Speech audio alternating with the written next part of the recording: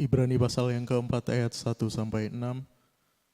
Sebab itu baiklah kita waspada supaya jangan ada seorang di antara kamu yang dianggap ketinggalan, sekalipun janji akan masuk ke dalam perhentiannya masih berlaku. Karena kepada kita diberitakan juga kabar kesukaan sama seperti kepada mereka, tetapi firman pemberitaan itu tidak berguna bagi mereka karena tidak bertumbuh bersama-sama oleh iman dengan mereka yang mendengarnya. Sebab kita yang beriman akan masuk ke tempat perhentian seperti yang ia katakan, sehingga aku bersumpah dalam murkaku, mereka tak akan masuk ke tempat perhentianku, sekalipun pekerjaannya sudah selesai sejak dunia dijadikan. Sebab tentang hari ketujuh pernah dikatakan di dalam suatu nas, dan Allah berhenti pada hari ketujuh dari segala pekerjaannya. Dan dalam nas itu kita baca, mereka tak akan masuk ke tempat perhentianku. Jadi sudah jelas bahwa ada sejumlah orang akan masuk ke tempat perhentian itu, sedangkan mereka yang kepadanya lebih dahulu diberitakan kabar kesukaan itu tidak masuk karena ketidaktaatan mereka. Oke, shalom semuanya. God bless ya. Tuhan Yesus memberkati. Nah, hari ini kita masuk ke part ketiga. Bagaimana kita harus punya posesif, punya emosi hubungan sama Tuhan. Mungkin terjadi ledakan-ledakan, tetapi hasil daripada ledakan itu ketika kita mengalami kesulitan atau kita kecewa sama Tuhan atau kita terlalu bersemangat sama Tuhan, itu akan menjadi sebuah pupuk, itu malah menyuburkan hidup kita. Seperti gunung berapi yang meledakkan mengeluarkan lahar panasnya, lalu meleleh lahar panas itu menghancurkan seluruh kehidupan di gunung itu sampai ke bukit dari puncak gunung. Tetapi nanti pada masa tertentu akibat lahar itu malah menjadikan tanah itu subur, saudaraku. Nah, banyak gunung yang tidak seperti gunung berapi, dia terstandar. Ada gunung yang memang tidak subur, tidak bisa ditanami, tetap tidak bisa ditanami. Sehingga di dalam pengikutan akan Tuhan ada memang orang yang ikut-ikutan saja sama Tuhan. Ada orang yang menetapkan cuman segini aja sama Tuhan. Tetapi ada orang yang punya kisah hidup luar biasa sama Tuhan, punya pengalaman yang luar biasa sama Tuhan, walaupun seringkali kita melihat kehancuran orang itu pada awalnya. Ada beberapa orang yang melayani Tuhan luar biasa yang saya lihat kisah hidupnya, mentor-mentor di Indonesia. Mereka memang punya emosi dalam pelayanan yang kadang kita geleng-geleng kepala. Bahkan seringkali kita menyalahkan mereka. Tetapi hasil pelayanan mereka itu sangat besar. Menyuburkan banyak hati orang percaya. Tetapi mereka sendiri seringkali mengalami musibah. Bahkan hingga akhir hidupnya mereka kalah seperti Musa. Yang gak mendapat tanah perjanjian. Keturunannya gak mendapatkan yang namanya kedudukan yang sama dengan Musa. Banyak salah Musa. Tapi Musa melahirkan generasi puluhan juta untuk menduduki tanah Kanaan di bawah kepemimpinan Yosua. Musa melahirkan pemimpin-pemimpin, panglima perang seperti Yosua dan panglima-panglima perang lain, kepala-kepala suku, kepala puak, di mana dididik Musa 40 tahun. Dalam segala kekalahan Musa termasuk Musa dihukum Tuhan. Karena selalu berbantah. Hidup itu seperti mata koin, seperti selembar mata uang. Ada dua sisi gambar berbeda. Tetapi kita belajar untuk dua sisi gambar berbeda tetap punya nilai di hadapan Tuhan dan di hadapan manusia. Ini penting. Berikanlah kaisar haknya kaisar, yaitu mata uang, pajak. Sehingga kehidupan orang percaya selalu diatur sama Tuhan dengan baik. Tetapi pasti ada kekalahan.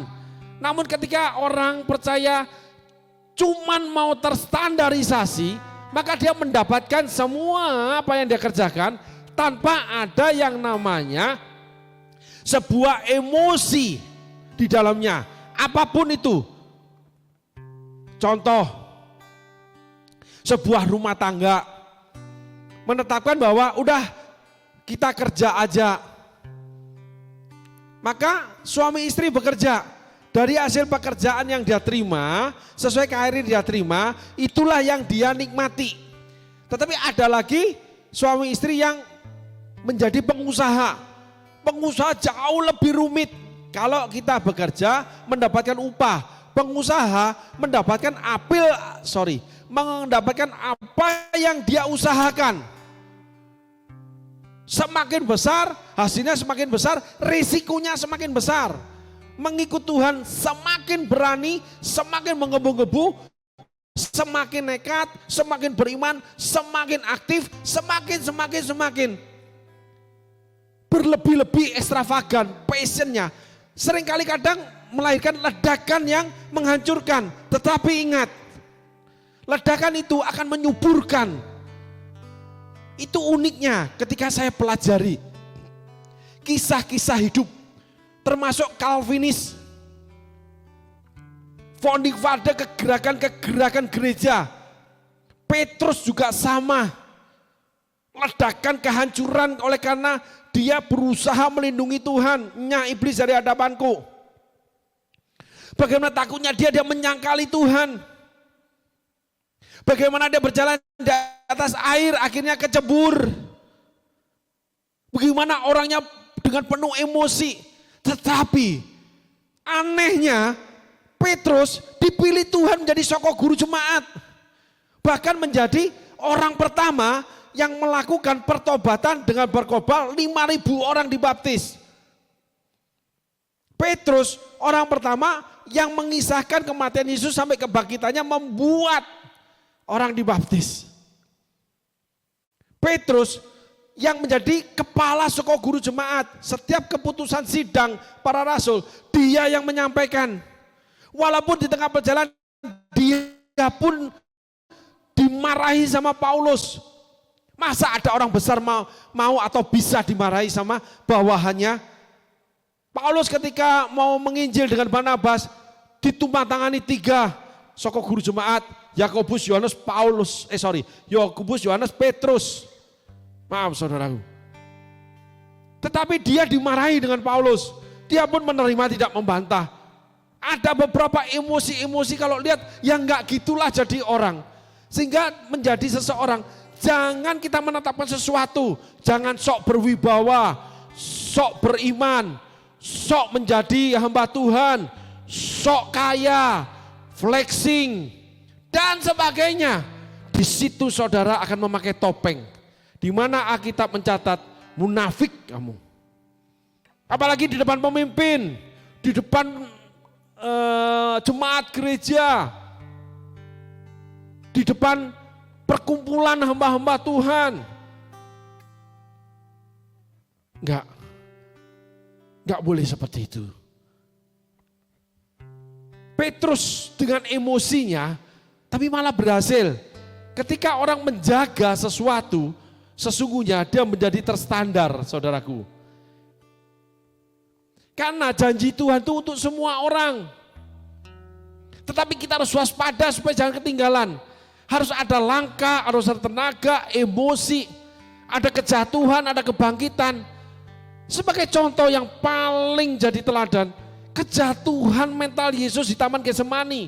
Kalau boleh cawan ini berlalu, Yesus jujur dengan dirinya, enggak sok beriman. Yesus jujur dengan dirinya, uangnya udah habis. Cicilan banyak, enggak sok kaya tampil. Dengan mengatakan, kamu ambil keledai itu, di sebelah situ, bilang pemiliknya Tuhan butuh. Yesus juga mengambil 5 roti 2 ikan dari anak kecil. Enggak sok kaya dengan berhutang. Padahal anak Tuhan, apalagi melayani Tuhan. Pembangunan pelayanan luar biasa. Tapi bayar utangnya setengah mati. Oleh karena kesalahan konsep berpikir. Tiang awan enggak berdiri, enggak disuruh Tuhan, enggak Tuhan yang mau, melakukan sendiri. Seperti kita kemarin belajar Murid-murid berusaha mengeluarkan air ketika perahu dipenuhi dengan air akibat taufan. Tapi ketika mau mengangunkan Yesus, Yesus berhentikan yang namanya taufannya dan menjadi teduh sekali. Ketika Yesus sudah bekerja, kita tinggal membersihkan kerusakan-kerusakan itu. Jangan ditambahkan kerusakan yang baru. Tetap ikut kehendak Tuhan. Ingat, mana dari surga pasti turun. Ada waktunya kita mendapat tempat perhentian. Ada waktunya kita menuai apa yang kita tabur. Ada waktunya kita diberi refreshing. Ada waktunya gunung itu akan menjadi subur. Walaupun mengalami namanya letusan gunung berapi yang merusak, membunuh, membinasakan apa aja yang dilalui dia. Mungkin kita jatuh dalam pelayanan, mungkin kita jatuh dalam pekerjaan. Oleh karena apapun, walaupun dosa semerah biji kermisi, Tuhan tetap putihkan seperti bulu domba. Memperbaiki diri setelah bangun kekuatan, ternyata salah, hancur lagi, bangun lagi. Jangan mengulangi yang sama. Sehingga kita menjadi lahan yang subur, ladang yang siap ditanami oleh Tuhan. Dan kita menjadi penjaga kehidupan kita. Sehingga setiap orang boleh melihat, setiap orang boleh mendapat berkat dari percakapan saudara, dari segala sesuatu yang saudara miliki. Apapun yang saudara kerjakan, dibuat Tuhan berhasil dan menjadi berkat di mana-mana. Seperti benih pohon biji sesawi, paling kecil tapi tumbuh menjadi besar, tempat di mana banyak kehidupan berlindung di gunung itu. Di pohon itu. Oleh karena saudara punya posesif, tidak menjaga diri dengan enggak, aku begini aja. Apalagi cuman ya asal melayani, asal ikut, asal hadir ibadah, asal dikasih duit, asal terima PK, enggak bisa saudaraku. Harus ada emosi kita ketika kita melayani. Harus ada emosi kita ketika duduk sebagai jemaat, kita menyerap firman Tuhan dan beritakan. Ada emosi ketika kita naikin pujian. Ada emosi ketika kita dipimpin oleh praise and worship. Ketika kita hadir ibadah, kita menerima kehadiran Tuhan. Hadirat Tuhan, berkat daripada Allah bertata di atas pujian umatnya. Enggak kering seperti gunung yang tandus, saudaraku. Nah ini penting saudaraku. Semua terjadi karena kita punya posesif. Kita punya emosi walaupun kadang kita gagal. Karena letusan gunung berapi. Tapi ingat, kegagalan bukan milik Yesus. Kita datang terus sama Yesus. Akhirnya Yesus beri keberhasilan. Seperti janda miskin kepada hakim yang jahat. Akhirnya diloloskan keinginannya. Baik, kita tengok firman Tuhan di ayat 2. Karena kepada kita diberitakan juga kabar kesukaan sama seperti kepada mereka. Tetapi firman pemberitaan itu tidak berguna bagi mereka. Karena tidak bertumbuh bersama-sama oleh iman dengan mereka yang mendengarnya. Garis bawahi mendengarnya saudaraku. Mendengarnya itu kalau kita mendengar, kalau kita mau dikatakan mendengar, kita pasti berusaha mengerti. Kalau kita berusaha mengerti, kita pasti memperhatikan. Banyak orang cuman amin, tapi keluar dari gereja, dia nggak ngerti firman lagi. Dia menjadi sama sebelum masuk gereja. Lupa, tadi khotbahnya apa? Apa ya? Karena tidak memperhatikan. Ketika kita memperhatikan, kita mendapatkan berita kesukaan itu. Lalu Alkitab menuliskan bahwa merenungkannya siang dan malam. Apa sih maksud Tuhan tadi itu ya? Kok rasanya tadi pembicara itu ngomong, kok saya kena ya, kayaknya ngomong saya. Tapi ya gimana ya Tuhan? Lah saya kan begini, ya saya salah sih. Tapi masih gimana? Bergumul, bergulung dengan firman Tuhan yang digulung sama Tuhan, dibukakan. Karena saudara tersentuh oleh pemberitaan Injil. Atau saudara disentuh sama Tuhan ketika pujian dinaikkan. Saudara terjamah kasih Tuhan. Pulang akhirnya saudara sadar. Tuhan, aku salah ya, aku begini begitu. Mengikut Tuhan. Jadi Tuhan buka gulungan permadani, saudara menggulung dan melihat tulisan-tulisan itu. Itu namanya memperhatikan dan merenungkannya. Namanya mengikut Tuhan, dekat dengan Tuhan, saudaraku. Ketika saudara mendengarkan berita kesukaan. Tapi kalau saudara sudah menetapkan standar, saudara sudah, ya sudahlah cuman gini aja, yang penting ke gereja, yang penting melayani, yang penting dapat duit, yang penting kaya, yang penting kita beribadah, yang penting kita sudah memberi sama Tuhan. Tidak akan pernah ada pertumbuhan iman saudara. Pasti ada dua yang menghalangi pertumbuhan iman. Orang itu menjadi gunung yang tandus, atau orang itu menetapkan cuman begini aja. Dia bukan gunung berapi. Tuhan suka dengan orang yang meletup-letup, saudaraku. Walaupun Tuhan juga suka dengan pendiam. Tapi yang kita bicarakan ini, yaitu Petrus yang meletup-letup, yaitu Paulus yang meletup-letup. Mereka menjadi soko guru yang dipilih Allah. Menjadi orang-orang yang menjadi kekayaan berita Injil kesukaan. Mereka menjadi aset kerajaan Allah. Karena mereka tidak pernah menetapkan segala sesuatunya. Yang mereka inginkan, mereka hanya mendekat kepada tiang awan, tiang api. Mereka dekat dengan Tuhan, merasakan kehangatan Tuhan, merasakan teduh. Walaupun badai padang gurun sedang terjadi, walaupun sedang malam hari gelap, walaupun sedang siang terik matahari, apapun yang terjadi, mereka tetap mendekat kepada Tuhan. Walaupun meletus gunung berapi itu, menghancurkan segala sesuatu yang dia miliki, dia tetap menanti-nantikan Tuhan. Sehingga dia akan mewarisi negeri, dia akan mendapat kekuatan yang baru, dia akan terbang seperti Raja Wali. Dia tidak menjadi burung pipit yang dipelihara. Saudara jangan ambil burung pipit dipelihara lalu menjadi kesukaan saudara, menjadi tameng saudara, menjadi topeng saudara. Karena saudara memang gak mau bertumbuh. Kalau bertumbuh kita harus menghadapi kehancuran. Bertumbuh kita menghadapi kejatuhan. Paulus ada kehancuran, ada kejatuhan. Bagaimana Paulus dipenjara, bagaimana Paulus mau dibunuh, bagaimana Paulus diberikan sama Tuhan duri dalam daging. Yang dia minta dicabut, iblis menggocor dia, Tuhan bilang cukup kasih karuniaku buat kamu. Bagaimana Petrus jatuh bangun membangun iman. Bagaimana Petrus dengan iman percayanya gagal. Tapi pada waktu perhentian, pada saatnya tanah perjanjian Allah punya Petrus, punya Paulus. Paulus menjadi rasul di luar Yahudi yang menuliskan sebagian besar perjanjian baru.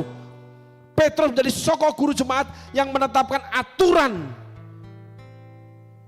di dalam kerohanian di awal pemerintahan Yesus sampai hari ini. Dua orang yang banyak salah, emosinya banyak salah. Tapi Tuhan memberkati mereka karena mereka, emosi mereka itu selalu ingin mendekat sama Tuhan. Karena mereka insecure, mereka uncomfort, mereka itu tidak mengerti. Kadang mereka dikatakan kurang percaya. Yesus sendiri kalau boleh cawan ini berlalu, saudaraku. Kenapa kamu begitu takut? Kenapa kamu tidak percaya? Itulah perjalanan iman orang-orang yang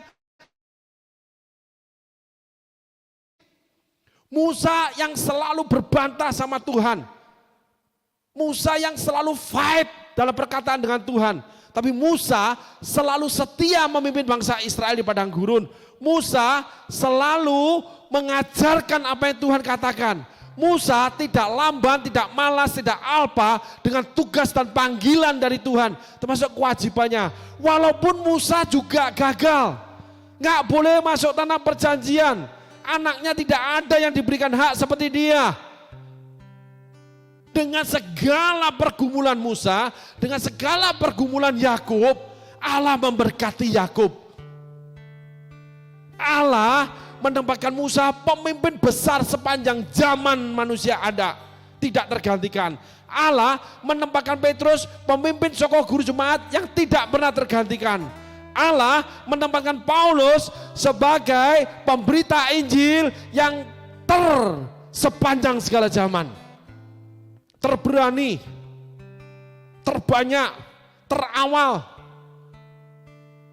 Ada satu lagi, Barnabas. Orang yang baik hati dan penuh roh.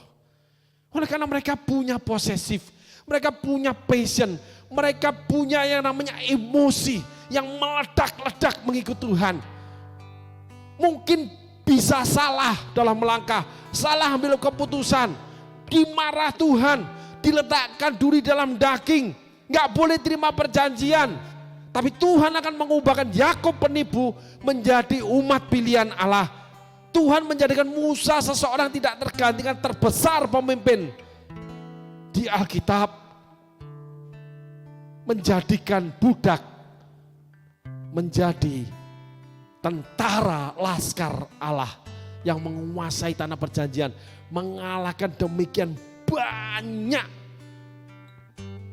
suku-suku bangsa yang kuat di tanah Kanaan.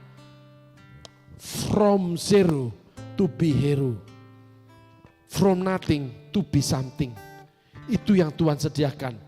Sehingga saudaraku, kita kembali lagi pada firman Allah yang mengatakan di ayat 2, karena kepada kita diberitakan juga kabar kesukaan sama seperti kepada mereka, tetapi firman pemberitaan itu tidak berguna bagi mereka karena tidak bertumbuh bersama oleh iman dengan mereka yang mendengarnya. Karena tidak ada yang namanya emosi, tidak ada posesif, semua yang penting ya udahlah memberi, yang penting sudah memberi, yang penting udah beribadah, yang penting ini. Enggak ada segala suatu kegerakan-kegerakan di mana ada emosi kita dengan Tuhan. Tidak ada kegerakan mendekat sama Tuhan, mengiring Yesus, semakin mendekat, semakin merasakan hangatnya Tuhan, merasakan yang namanya sejuknya bersama Tuhan, walaupun menghadapi goncangan. Yang kedua, menerapkan standar. Ya udah, yang penting kan melayani, aku sudah melayani. Yang penting aku sudah memberi yang terbaik. Yang penting aku sudah bekerja, cukup nggak cukup, cukupkan aja buat rumah tangga. Yang penting aku kan sudah duduk, sudah khotbah, hasilnya nanti ya gimana terserah aja. Yang penting aku sudah melaksanakan perintah, hasilnya nanti ya walau halam, terserah aja. Tuhan tidak suka. Iman saudara pasti tidak bertumbuh. Sehingga rohani saudara cepat atau lambat akan vakum lalu mati. Amin saudaraku. Hari ini kita belajar bagaimana hidup ketika kita menerima pemberitaan, berita sukacita. Kita harus fokus. Kita harus perhatikan setiap hari firman Allah. Lalu kita terus merenungkan bagaimana melakukannya. Artinya apa? Apa yang harus saya ubahkan? Saya harus melangkah kemana? Taat pada tiang awan, tiang api. Walaupun kadang kita salah, kadang kita packing sakit, atau kadang kita tiba-tiba kena paku. Namanya bekerja, namanya hidup, pasti ada gagalnya. Tapi oleh karena Tuhan, oleh karena dekat dengan Tuhan, oleh karena mengikut kehendak Tuhan, Tuhan tetap buat keberhasilan, tidak memperhitungkan kegagalan. Malah dari kegagalan, kehancuran kita terima seperti letusan gunung berapi, lahar panas yang menghancurkan, akhirnya menyuburkan ladang kehidupan kita. Sehingga anak-anak kita diberkati, pekerjaan kita diberkati, keturunan kita diberkati, semua yang kita kerjakan diberkati, pelayanan kita diberkati. Tambah hari, tambah cinta Yesus. Amin saudaraku, Tuhan Yesus memberkati. Biarlah setiap firman yang kita terima itu menjadi sauh bagi jiwa kita. Menjadi terang dalam setiap keputusan kita. Menjadi pelita buat kaki kita. Menjadi suluh buat kehidupan kita. Amin saudaraku. Tuhan Yesus berkati. Terima kasih.